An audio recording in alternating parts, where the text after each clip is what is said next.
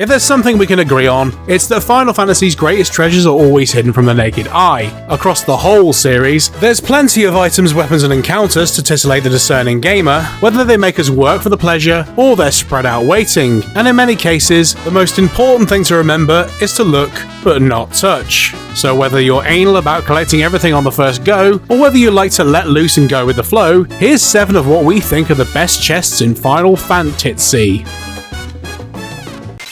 Our first chest can be found at the end of a long, slippery tunnel that acts as the proverbial back door to Figaro Castle. That's right, it's the South Figaro Cave. When we first penetrate its depths, our party consists of the three-way alliance of the Half-Fairy Terror, Famous Flirt Edgar, and Sticky-Fingered Locke, as they make their way back to the Returners' hideout. The cave itself is nothing more than a quickie visit, with the only real place of note a healing spring, perfect for a quick breaststroke. But of course, there's 3 chests also hidden within. This early, they're filled with relatively common items, ethers and phoenix downs, tempting for any desperate soul running low on juice. However, those of us able to wait to release the catch on each chest will be rewarded in the world of Ruin with an X potion and a hero's ring. Guess you really are a hero if you can hold off that long. One of the most infamous chest quests in the series was removed from the Zodiac Age release of FF12, shafting those of us who eagerly went looking for it ahead of time. The Zodiac Spear is a long, hard thrusting weapon that fits nicely in the hands of any member of the party, so long as you have the license to use it. Notable for being the strongest weapon in the game, it wouldn't be an exaggeration to say that everyone had trouble finding it the first time. Located deep in the Necrohall of Nabadis, players must do the unthinkable and ignore 4 rather unassuming chests out in the world to obtain it. The first is at eye level when leaving Old Dalan's Den, the second waits to be plundered in the Rabanastron Palace, the third rests amongst a pile of booty in the Nalbina dungeons, and the fourth is on a sultry little beach hiding in plain view on the Fon coast. Maybe finding this treasure at all is a commentary on the player. Instead of Captain bashing one out at every chest you see, waiting for the perfect match can reward you with a lifetime of happiness. A different kind of restraint is needed to find the spear in the Zodiac Age, as it now only appears 1% of the time in the Hen Mines. As it's no longer the strongest weapon, it really depends whether you think being alone in the dark is worth it for momentary pleasure. Long legs, short skirts, girl-on-girl action. FF13 really has it all, and that extends to the round, bouncy balls found all over the world, just waiting to be ravaged. Bigger isn't necessarily better, we're always happy to take a peek inside. Speaking of size, one of the largest foes in the game can be faced when the gang returns to Cocoon. The Adamantoise lies in wait at the Leviathan Plaza, and its girthy legs are likely no match for you, no matter how much of a size queen you proclaim to be. We don't have to bend over and take it, of course. Running past will lead you right towards 2 chests happily bobbing up and down. After picking one to liberate of its bounty, the Adamantoise will come over for a piece of the action. The glass floor can't take it and shatters, leaving the other chest forever out of reach. Experts who don't like to be left hanging can of course show the beast a good time and claim both for themselves. They contain important items when it comes to being able to dominate in battles. One contains 6 particle accelerators, upgrade components, while the other yields a plush chocobo that can be sold for 35,000 gil, unless of course you want to keep it for your own use.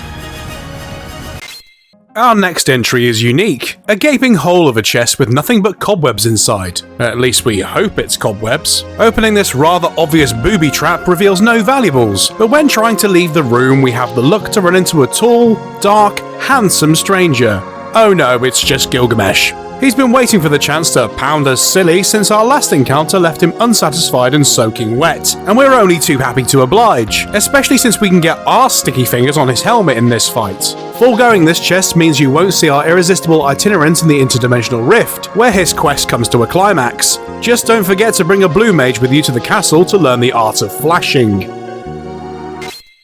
It's not often we get to shine the spotlight on the series' first entry, but now's the perfect time, as one chest in the game holds Final Fantasy's first performance-enhancing item. Of course we're talking about the Rat Tail, an item that the OG Bad Dragon Bahamut requires as proof of your courage as light warriors. It can be found deep within the Citadel of Trials, a confusing maze overflowing with horny devils and yummy mummies. Presenting the tail to Bahamut sees him shower you with energy that makes you bigger and better, literally. Each job gets upgraded stats and better abilities, perfect for making chaos go down. While the extra inches are worth it, we couldn't help but feel navigating around the Citadel sucked harder than the vampire. Good luck to any lost souls getting boned by the dragons here. When we think of Final Fantasy chests, FF7 is obviously the one that comes to mind. They come in all shapes and sizes, are just so inviting, and the noise they make when opened is iconic. The object of our affections today rests unassuming on the top floor of an old man's house in Calm. If you've been ransacking all the houses around, you'll know that some cupboards contain items, including the one in this room, making you all the more excited for what else you might find, only to be left blue-balled when it turns out to be locked. There's been rumours for years about what might have been found in here, with many claiming the Titan material was originally located here instead of Gongaga. Whatever he's hiding in here, the old man's not giving up his secrets anytime soon.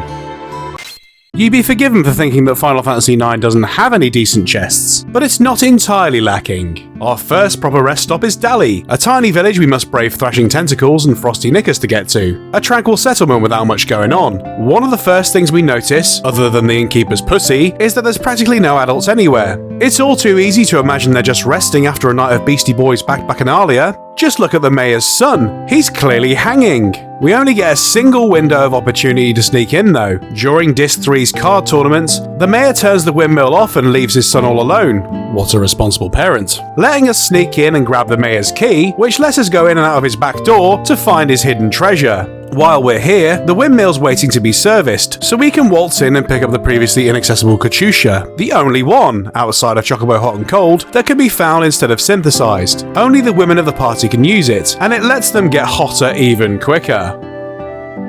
So that was it for our 7 best chests in Final Fantasy. Do you have any more you'd like to point out? Please share them with us in the comments below. If you'd like to hear more Final Fantasy discussion, we also have a podcast link below. Thanks for watching and happy April Fool's Day!